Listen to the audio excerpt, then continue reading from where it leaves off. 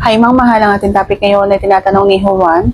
Ang tanong niya ay, Madam, masarap ba para sa iyo yung may balbas na bahagya pa lang humaba pang kain sa bulaklak?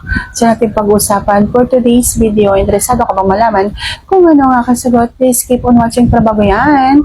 Kung bago ka pa lang sa aking channel, please consider to like this video and subscribe my channel.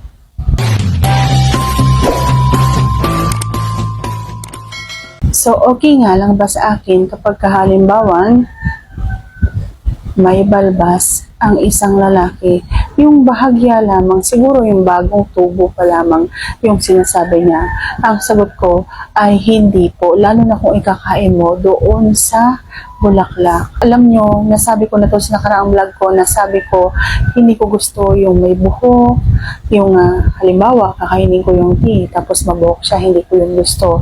Hindi ko rin gusto na may balbas o kaya bigote kasi nasasaktan ako. Hindi ko alam sa ibang babae kung bakit sila nasasarapan sa ganun.